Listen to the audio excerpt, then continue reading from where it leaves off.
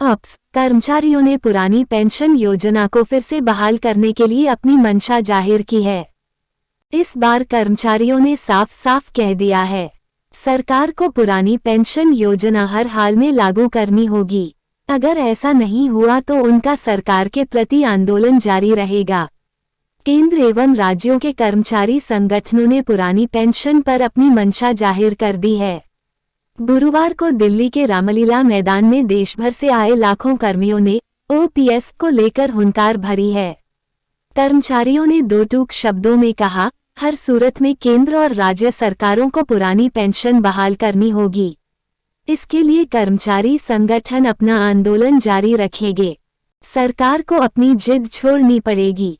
कर्मचारियों ने कहा, वे सरकार को वह फॉर्मूला बताने को तैयार हैं जिसमें सरकार को ओपीएस लागू करने से कोई नुकसान नहीं होगा।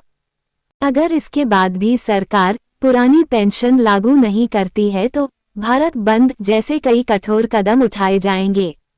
ओपीएस के लिए गठित national joint council of action NJCA की संचालन समिति के राष्ट्रीय संयोजक एवं स्टाफ साइड की राष्ट्रीय परिषद जेसीएम के सचिव शिवगोपाल मिश्रा ने कहा, लोकसभा चुनाव से पहले पुरानी पेंशन लागू नहीं होती है तो भाजपा को उसका खामियाजा भुगतना पड़ेगा।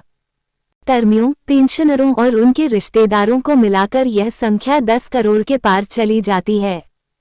चुनाव में बड़ा उलटफेर करने के लिए ये संख्या निर्णायक है। बता दें कि देश में पुरानी पेंशन लागू कराने के लिए पहली बार केंद्र एवं राज्य सरकारों के कर्मचारी एक साथ आए हैं। केंद्र के सभी मंत्रालय, विभाग, रक्षा कर्मी, सिविल, रेलवे, बैंक, डाक, प्राइमरी, सेकेंडरी, कॉलेज एवं यूनिवर्सिटी टीचर, दूसरे विभागों एवं विभिन्न निगमों और स्वायत्तशासी संगठनों के कर्मचारी रामलीला मैदान में पहुंचे।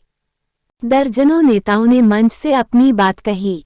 शिवगोपाल मिश्रा ने बताया, ओपीएस को लेकर आंदोलन चलता रहेगा। वित्त मंत्रालय ने जो कमेटी बनाई है उसमें ओपीएस का जिक्र ही नहीं है। उसमें तो एनपीएस में सुधार की बात कही गई है। इसका मतलब है कि केंद्र सरकार ओपीएस लागू करने के मूड में नहीं है। केंद्र सरकार द्वारा एनपीएस में चाहे जो भी सुधार किया जाए, कर्मियों को वह मंजूर नहीं है। कर्मियों का केवल एक ही मकसद है, बिना गारंटी वाली एनपीएस योजना को खत्म किया जाए और परिभाषित एवं गारंटी वाली पुरानी पेंशन योजना को बहाल किया जाए। शिवगोपाल मिश्रा के मुताबिक ये पहली बार हुआ है जब किसी एक ही मांग पर केंद्र और राज्यों के लाखों कर्मचारी एकत्रित हुए हैं। जनवरी से लेकर अभी तक विभिन्न राज्यों में जिला स्तर पर ओपीएस की मांग के लिए विरोध प्रदर्शन, साइकिल एवं पैदल यात्रा और दूसरे तरीके से आवाज उठाई जा रही है। देश में ऐसा कोई राज्य नहीं बचा है जहां पर ओपीएस को लेकर आंदोलन न चल रहा हो। खास बात यह है कि राज्यों में शिक्षकों का एक बड़ा वर्ग रहता है। इस बार वही वर्ग सबसे ज्यादा सक्रिय हो चुका है। रेल कर्मचारी, रक्षा विभाग के सिविल कर्मी, बैंक, डाक एवं दूसरे विभागों के कार्मिक ओपीएस लागू कराने के लिए जी जान से जुटे हैं। निगम एवं स्वायत्तशासी संगठन भी साथ आ गए हैं। विभिन्न राज्यों को मिलाकर 3 दर्जन से अधिक कर्मचारी संगठन रामलीला मैदान में पहुंचे हैं।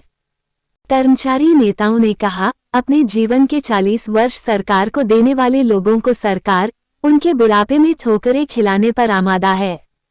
गारंटी वाली ओपीएस योजना को बहाल करना होगा। केंद्र सरकार ने नेशनल पेंशन स्कीम में बदलाव के लिए वित्त सचिव की अध्यक्षता में 4 सदस्यों की जिस कमेटी का गठन किया था, उसने 9 जून को स्टाफ साइड की राष्ट्रीय परिषद जेसीएम के पदाधिकारियों के साथ बैठक की थी।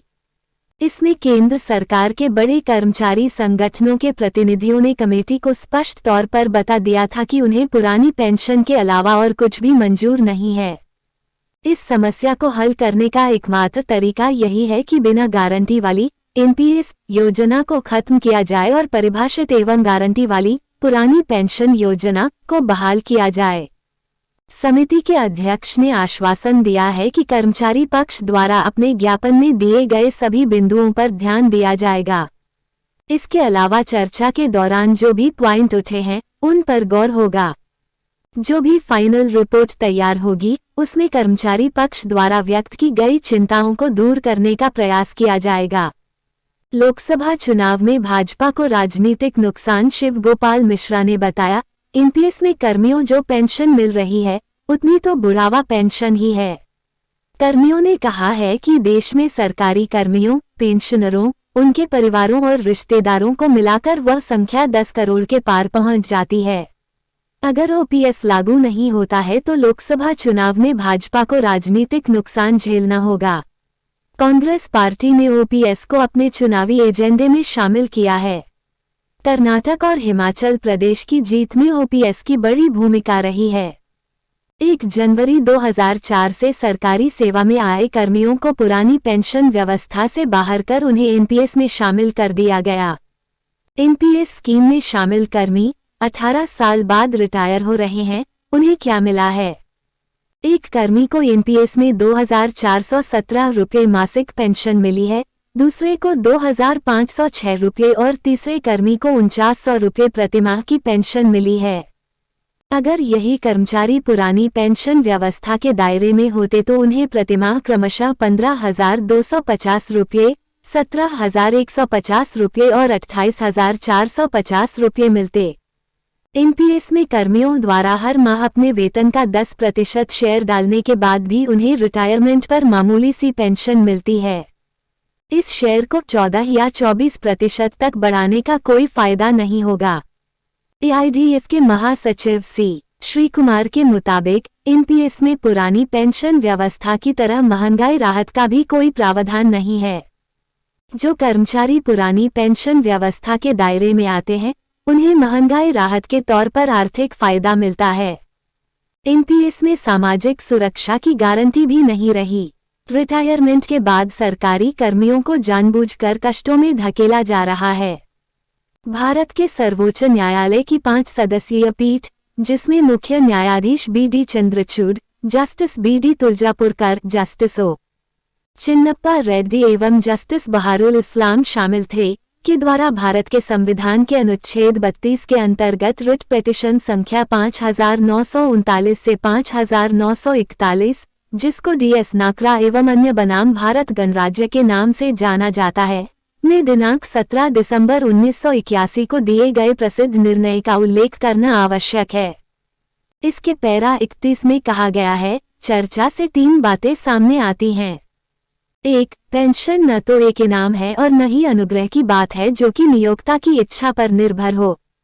यह 1972 के नियमों के अधीन एक निहित अधिकार है जो प्रकृति में वैधानिक है, क्योंकि उन्हें भारतीय संविधान के अनुच्छेद 148 के खंड 50 का प्रयोग करते हुए अधिनियमित किया गया है।